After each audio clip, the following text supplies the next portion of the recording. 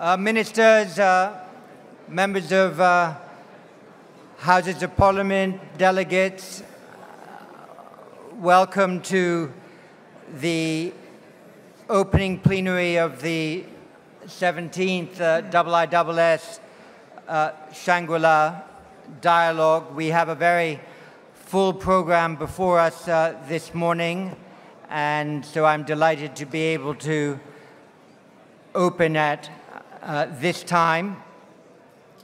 Allow me first to thank very warmly Prime Minister Shri Narendra Modi for his splendid keynote opening address last night, which was a joy to listen to, and I think his text deserves a full reading, and I'm quite certain by now it's on the IISS website, possibly even on your telephone apps, and I think it's something that should not just be heard, but also studied in slower time. Let me thank also, of course, Prime Minister Lee Hsien Loong for graciously hosting our dinner last night, Deputy Prime Minister Teo, Minister Ung, Foreign Minister, and other hosts of the government of Singapore for ensuring that yesterday's dinner was such an excellent celebration of the spirit of the Shangri-La Dialogue and all that it represents. This morning's proceedings in plenary are on the record. The prepared remarks of each of the speakers are on the record. Their answers to questions are on the record. I also like to underscore the questions themselves are on the record. So as you pose your questions, think also of your own reputations as you make those brief remarks. I will ask when we do come to questions and comment that you take no more than about 90 seconds in making that comment or question. Perhaps if you have something particularly profound to say, stretch to a maximum of 2 minutes. If I sense a speech coming on, or serious momentum, or building to a crescendo, I might, with the powers available to me here, turn off your microphone. So do exercise discipline. I will be doing so only in the democratic interest of ensuring that as many of you as possible are able to join the conversation, as we say. If you do want to make a brief comment or ask a question from the floor, and we do want to engage as many people as possible, you need to do 3 things. First, you take your name badge and tap it on the left side of the microphone unit. And the second thing you do is touch the screen either left or right, depending on where you're sitting in respect to the microphone, and then press the silver button on either the left or the side or the right side. And when you do that, you will be joining the queue. The microphone unit will turn green. That does not mean your microphone is on. So if you whisper something to your neighbor, you can be confident that not everybody in the hall will hear it. I will turn on your microphone when I call you. But it is important to put your name badge on the microphone, press the green button, press the silver button, do those 3 things. You're in the queue. There could often be 10 or 12, 15 people in the queue, and then I shall call people as I can.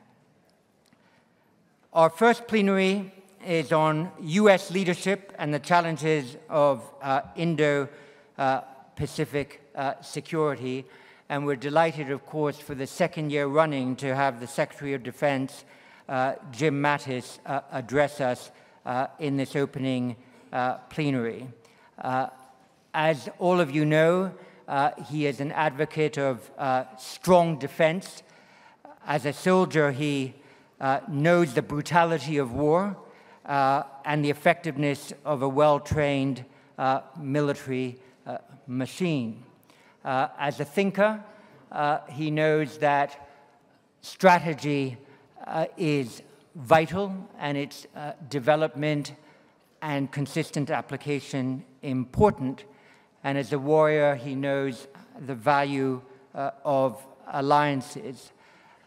He has been an expert advocate of the arts of defense diplomacy, understanding that engagement with political and military leaderships internationally is important for the United States. Of the many aphorisms for which he's famous, one of the ones I like the most is his injunction to soldiers to engage your brain before you engage your weapon. And so it is with very great pleasure that I invite Jim Mattis to engage his brain with us today. Jim Mattis, the floor is yours. Thank you very much.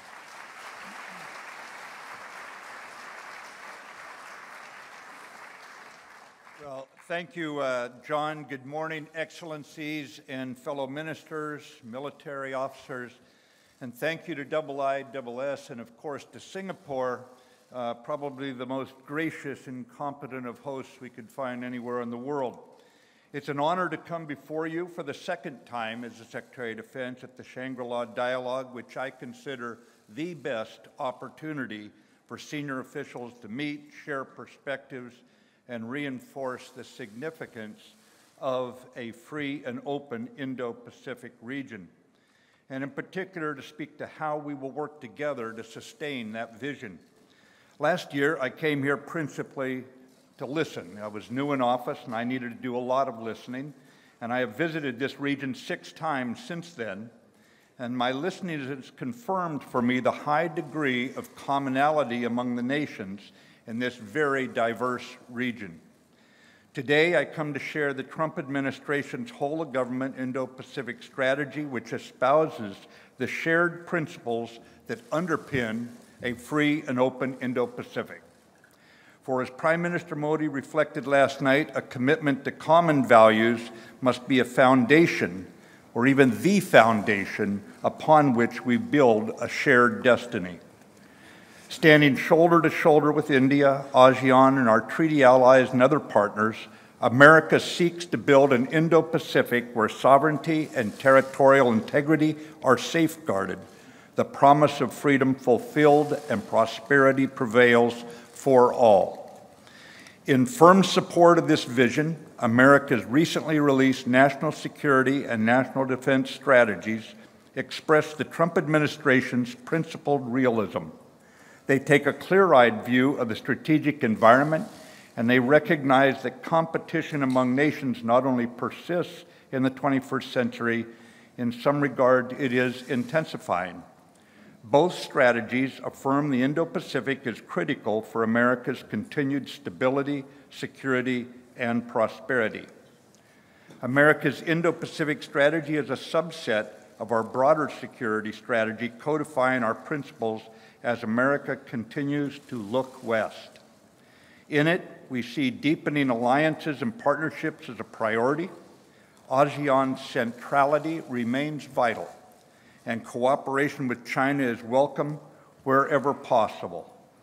And while we explore new opportunities for meaningful multilateral cooperation, we will deepen our engagement with existing regional mechanisms at the same time.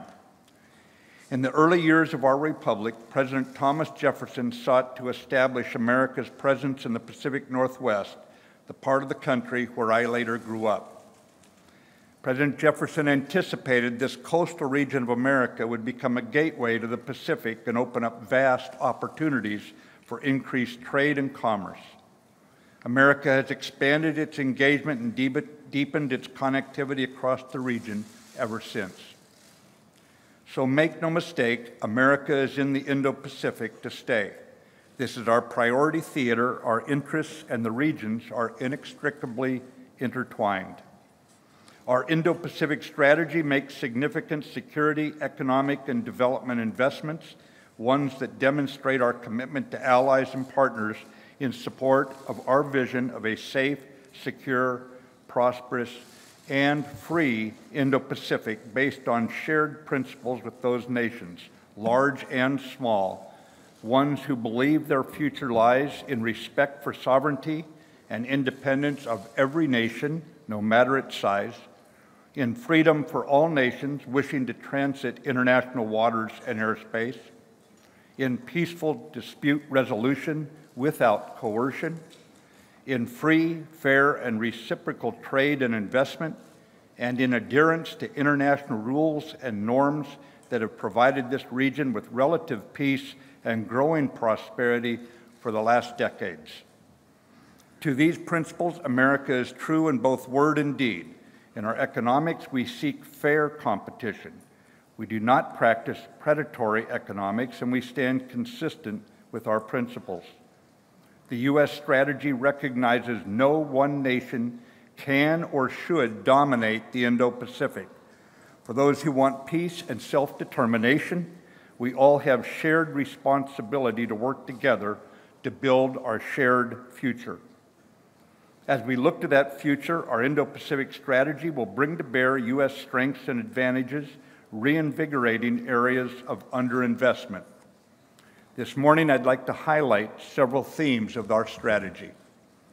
First, expanding attention on the maritime space. The maritime commons is a global good, and sea lanes of communication are the arteries of economic vitality for all.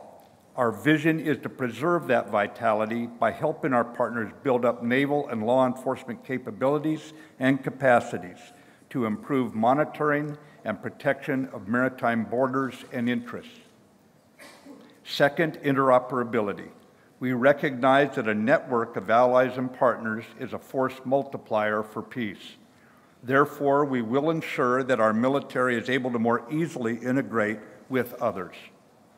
This applies to both hardware and software by promoting financing and sales of cutting-edge U.S. defense equipment to security partners and opening the aperture of U.S. professional military education to more Indo-Pacific military non-commissioned officers and officers. Through our security cooperation, we are building closer relationships between our militaries and our economies, all of which contributes to enduring trust. A third theme is strengthening the rule of law, civil society, and transparent governance. This is the sunlight that exposes the malign influence that threatens sustainable economic development. Our defense engagements reinforce this theme, whether our professional military education or combined military exercises or in the day-to-day interactions between our soldiers, sailors, airmen, Marines, and Coast Guardsmen and the armed forces from across the region. A fourth theme is the private sector-led economic development. The United States recognizes the region's need for greater investment, including in infrastructure. We are reinvigorating our development and finance institutions to enable us to be better, more responsive partners. U.S. agencies will work more closely with regional economic partners to provide end-to-end solutions that not only build tangible products, but also transfer experience and American know-how so growth is high value and high quality, not empty promises and surrender of economic sovereignty. The U.S. stands ready to cooperate with all nations to achieve this vision. While a free and open Indo-Pacific is in all our interests, it will only be possible if we all pull together to uphold it. To protect shared principles, we will continue partnering with the existing regional institutions. Central among these, of course, is ASEAN and the institutions it created, such as the ASEAN Regional Forum, the ASEAN Defense Minister Meeting Plus, and the East Asia Summit, as well as the Asia-Pacific Economic Cooperation Forum and trilateral and multilateral mechanisms of like-minded partners. A central element of our strategy is strengthening of our alliances and partnerships in terms of mutual benefit and trusted relationships. We are committed to working by, with, and through allies and partners to address common challenges, to enhance shared capabilities, to increase defense investment where appropriate, to improve interoperability, to streamline information sharing, and to build networks of capable and like-minded partners. In Northeast Asia, The dynamic security environment continues to underscore the importance of our robust alliance and partner relationships. On the Korean Peninsula, we hold the line with our allies, supporting our diplomats who lead this effort. Our objective remains the complete, verifiable, and irreversible denuclearization of the Korean Peninsula. And the international community is in alignment here, as evidenced by multiple unanimous United Nations Security Council resolutions. Beyond North Korea, we are focused on modernizing our alliances with both the Republic of Korea and Japan, transforming these critical alliances to meet the challenges of the 21st century. The Department of Defense remains steadfastly committed to working with Taiwan to provide the defense articles and services necessary to maintain sufficient self-defense consistent with our obligations set out in our Taiwan Relations Act. We oppose all unilateral efforts to alter the status quo and will continue to insist any resolution of differences accord with the will of the people on both sides of the Taiwan Strait. In Southeast Asia, we have reinvigorated our long-standing alliances with the Philippines and Thailand while bolstering our enduring partnership with Singapore. At the same time, we are seeking to develop new partnerships with pivotal players across the region, such as Indonesia, Malaysia, and Vietnam, where we have made historic progress based on shared interest and mutual respect. We continue to support ASEAN's centrality in the regional security architecture and seek to further empower it. The more ASEAN speaks with one voice, the better we can maintain a region free from coercion, one that lives by respect for international law. In Oceania, our alliances and partnerships are based not only on common security interests, but also on deeply shared values and a long history of shared sacrifice. Australia remains one of our strongest allies, and this year we celebrate our first 100 years of mateship. We are also revitalizing our defense partnership with New Zealand, and we modernize these key alliances and partnerships to ensure that they are as relevant to the security challenges of this century as they were to the last. Our strategy also recognizes the importance of the Pacific Islands, America's gateway to the Indo-Pacific, and a region where we are stepping up our engagement. The President's budget made good on our long overdue promise to fund our Compact of Association with Palau, and this is just a down payment on the initiatives to come in this important part of the world. In South Asia, we are strengthening our partnerships, particularly with India. Prime Minister Modi's remarks last evening underscored India's role as a leader and responsible steward in the Indo-Pacific region.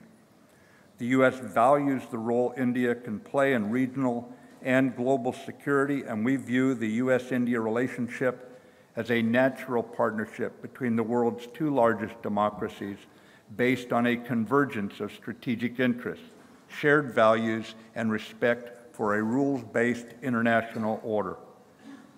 Our regional cooperation is growing in a range of areas consistent with these shared objectives. Our partnership extends beyond the Indo-Pacific region, and we welcome India's continued significant contributions to stability and reconstruction in Afghanistan. We are also increasing our engagement with other Pacific allies, such as the United Kingdom, France, and Canada, with whom we share enduring interests in the region. A generation from now, we will be judged on whether we successfully integrated rising powers while increasing economic prosperity, maintaining international cooperation based on agreed-upon rules and norms, protecting fundamental rights of our peoples, and avoiding conflict. Our Indo-Pacific strategy informs our relationship with China. We are aware China will face an array of challenges and opportunities in coming years. We are prepared to support China's choices if they promote long-term peace and prosperity for all in this dynamic region. Yet China's policy in the South China Sea stands in stark contrast to the openness of our strategy. It promotes what our strategy promotes. It calls in to question China's broader goals. China's militarization of artificial features in the South China Sea includes the deployment of anti-ship missiles, surface-to-air missiles, electronic jammers, and more recently, the landing of bomber aircraft at Woody Island.